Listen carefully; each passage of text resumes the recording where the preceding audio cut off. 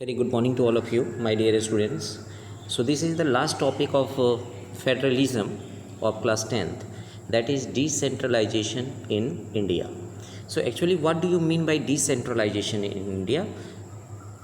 The powers of state government and that of the central government, when this is taken away and it is given to the third tier of government, that is known as the local bodies, it is only called decentralization in India.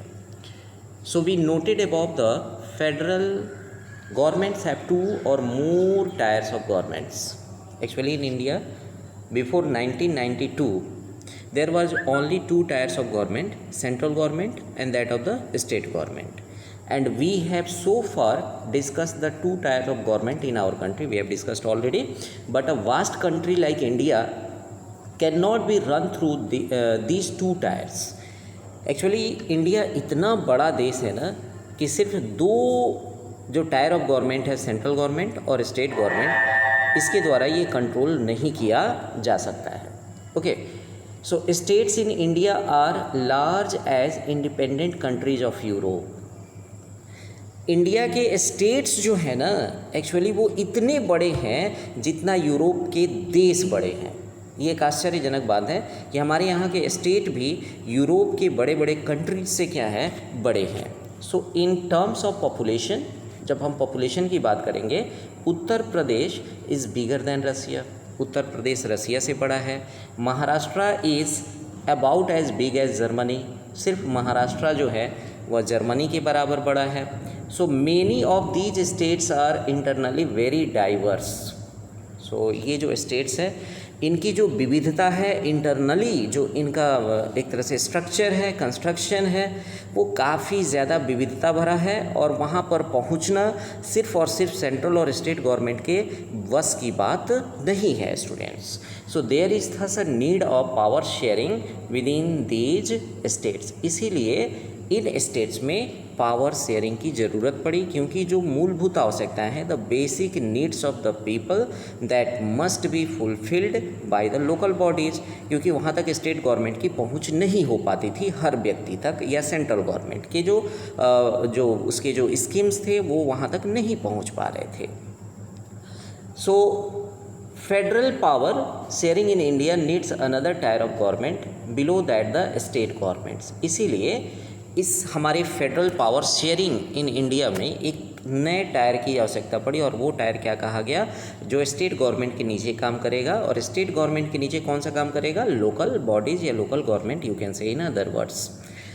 So this is national, ध्यान देंगे, this is rational for the decentralisation of power. इसीलिए वहाँ पर ज़रूरत पड़ी कि powers को क्या किया जाए, डिसेंट्रलाइज किया जाए. यानी डिसेंट्रलाइज का मतलब होता है पावर किसी एक के हाथ में ना हो. अब वो पावर जो है सेंट्रल गवर्नमेंट और लोकल स्टेट गवर्नमेंट से होती हुई अब किसके पास चला जाए, लोकल गवर्नमेंट के पास चला जाए, ताकि वहाँ के जो डाइवर्स पॉपुलेशन है उन तक स्कीम्स क्या हो सके, पहुँच सके. तो इसीलिए डिसेंट्रलाइजेशन की आवश्यकता पड़ी, क्योंकि हमारे यहाँ के जो स्टेट्स हैं वो यूरोप के कंट्रीज से भी क्या हैं, बड़े हैं पॉपुलेशन में भी और एरिया में भी. So thus resulted a third tier of government called local government. इसीलिए एक तीसरे लेवल की आवश्यकता पड़ी और वो ही तीसरा लेवल लोकल गवर्नमेंट कहा गया. Okay students, so when power is taken away from central and state governments and given to local government, it is called decentralization. So this is very important line. As we know what is decentralization, when power is taken away from central and state government, जब power को किससे ले लिया जाता है, central government और state government से लेकर के उसको लोकल गवर्नमेंट को दिया जाता है. So it is called decentralization. Okay.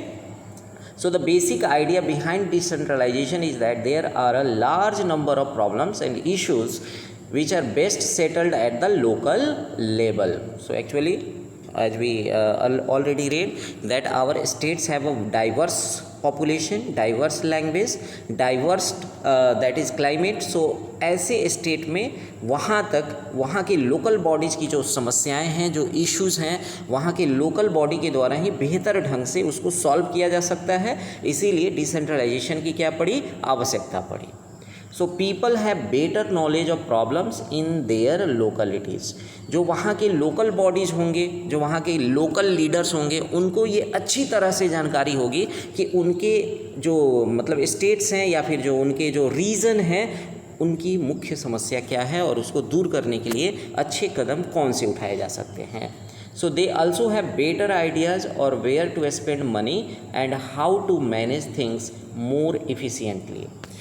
तो इसीलिए ऐसा सोचा गया कि उनके पास बेहतर आइडिया हो सकता है कि पैसा कहाँ खर्च हो, किस स्कीम में उसको खर्च किया जाए ताकि वो मोर इफ़िशियंटली वर्क कर सके, लोगों तक उसका फ़ायदा पहुँच सके। तो ये लोकल बॉडी से ज़्यादा और कोई नहीं जान सकता है।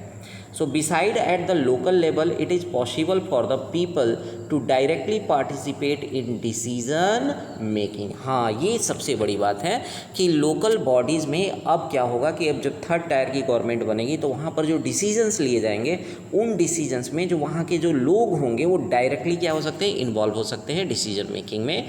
So this helps in inculcate a habit of democratic participation. इस तरह से लोगों को भी लगेगा कि वो भी इस डेमोक्रेटिक जो कंस्ट्रक्शन है हमारे देश का, उसमें वो क्या कर रहे हैं, भाग ले रहे हैं।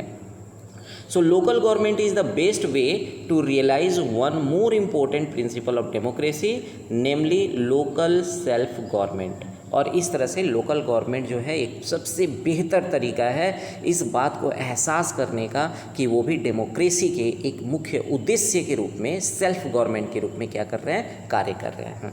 So the need for decentralisation was recognised in our constitution. So ये हमारे कॉन्स्टिट्यूशन के द्वारा भी क्या किया गया, रिकॉग्नाइज करने की आवश्यकता पड़ी, ये ध्यान देंगे। So since then there have been several attempts to decentralize power of level of villages and towns। और उसके बाद से कई बार इस तरह के प्रयास किए गए हैं ताकि जो पावर शेयरिंग है, डिसेंट्रलाइजेशन ऑफ पावर है, वो गांवों और शहरों में किस तरह से उसको बांटा जाए, इसके लिए कई अटेम्प्ट्स हुए हैं, कई बार उसमें सुधार किया गया है। सो पंचायत्स इन villages and municipalities in urban areas were set up in all states। और इसीलिए लोकल बॉडी के रूप में सबसे पहले गाँव में पंचायत की स्थापना हुई और शहरों में म्यूनिसिपैलिटीज़ की आवश्यकता पड़ी और वहाँ पर उनकी स्थापना हुई। But these were directly under the control of state government. ये किसके कंट्रोल में थे, स्टेट गवर्नमेंट के कंट्रोल में थे। Elections to these local bodies were not held regularly. लेकिन अब क्या थी, एक समस्या थी कि इलेक्शंस जो थे वो लगातार यानी continuously at means fixed time interval पर नहीं होते थे। Local governments did not have any power और रिसोर्स ऑफ देयर ओन। जो लोकल गवर्नमेंट्स थी उनके पास अपना कोई पावर नहीं था, ना ही उनके पास अपने कोई संसाधन थे जिनसे वो अपनी आवश्यकता को पूरा कर सके। तो इस तरह एक बिगर चैलेंज था। इसके लिए भी वो किस पर डिपेंडेंट थे, स्टेट गवर्नमेंट्स के मिले हुए फंड्स पर। So thus there was very little decentralisation in effective terms. तो शुरुआत में अगर देखा जाए तो ये डिसेंट्रलाइजेशन का जो प्रभाव था वो बहुत ही छोटा था, क्योंकि पावर्स जो थे वो बहुत ही कम मिले हुए थे किसको, लोकल बॉडीज़ को। So a major step towards decentralisation was taken in 1992 when there was the government of Rajiv Gandhi। So the constitution actually students in 1991 में ही डेथ हो गई थी किसकी, राजीव गांधी की। लेकिन उनके पहले ही राजीव गांधी के सरकार में रहते हुए ही इस पर 1989 के आसपास ये पंचायती राज की क्या हुई थी, मतलब कि स्थापना होने की बात कही गई थी और उनके सरकार में ही ये डिसेंट्रलाइजेशन का आइडिया उठाया गया था। तो 1991 में ही राजीव गांधी का क्या हो गया था, डेथ हो गया था। So the constitution was amended to make third tier of democracy more powerful and effective. इसीलिए 1992 के बाद डिसेंट्रलाइजेशन के दौरान ये कोशिश की गई कि डेमोक्रेसी को और ज़्यादा कैसे पावरफुल बनाया जाए, किसके द्वारा, थर्ड टायर गवर्नमेंट के द्वारा, यानी लोकल बॉडीज़ के द्वारा। सो कॉन्स्टिट्यूशनली कौन कौन से इफेक्टिव जो प्रभाव थे वो डाले गए। Now it is constitutionally mandatory to hold regular election, ताकि रेगुलर इलेक्शन होता रहे। पहला तो ये हुआ। Seats are reserve the elected bodies at the executive heads of these institution for scheduled caste, scheduled tribes and other backward classes. यानी ST, SC और OBC के लिए भी वो उसमें सीट्स को क्या किया गया, रिजर्व कर दिया गया, यानी डिसेंट्रलाइजेशन के दौरान। At least 1/3 of all positions are reserve for women. जितने भी सीट्स थे उसके 1/3 को रिजर्व कर दिया गया महिलाओं के लिए, ताकि महिलाओं की भी भागीदारी हो सके। And an independent constitution called the state election commission has been created in each state to conduct the panchayat and municipal elections. तो स्टेट इलेक्शन कमीशन जो है उसने एक स्टेट बोर्ड बनाया है जिसके द्वारा मतलब इलेक्शंस को क्या किया जा सकता है, रेगुलरली कंडक्ट कराया जा सकता है स्टेट इलेक्शन कमीशन के द्वारा। ठीक है, प्रत्येक स्टेट में ये क्रिएट किया गया है। The state governments are required to share some powers and revenue with local government bodies and the nature of sharing varies from state to state. और स्टेट गवर्नमेंट को भी ये मतलब रिक्वायर कर दिया गया, ये ज़रूरी है कि वो अपने कुछ पावर्स को क्या करे, लोकल बॉडीज़ के साथ शेयर करे, ताकि उनको मतलब कि ये स्टेट टू स्टेट वेरी तो करता है, मतलब किसी स्टेट में लोकल बॉडीज़ को ज़्यादा पावर मिले हुए हैं, किसी स्टेट में कम मिला हुआ, ये अलग अलग बातें हैं। So rural local government is popularly known by the name of Panchayati Raj. इसे ही पंचायती राज कहा जाता है। इस विलेज और group of village states has a gram panchayat. This is a council consisting of several ward members often called panch and a president or sarpanch. So they are directly elected by all adult people living in that ward. तो rural जो देहात में रहने वाले जो लोग हैं वहाँ पर जो लोकल बॉडी है उसको ग्राम पंचायत कहा जाता है, जो कई वार्डों में बटा हुआ है उन वार्ड्स को वार्ड सदस्य कहा जाता है या फिर पंच कहा जाता है, और जो हेड होता है उसको सरपंच कहा जाता है। तो इस तरह आपने देखा कि डिसेंट्रलाइजेशन में भारत में कैसे पावर को क्या कर दिया गया है, डिसेंट्रलाइज कर दिया गया है लोकल बॉडीज में, यानी अब हमारे यहाँ 3 टायर की गवर्नमेंट है। 1992 के बाद इसमें काफ़ी ज़्यादा सुधार किया गया है। Okay students, so I hope that you have understood the lecture. Thank you very much.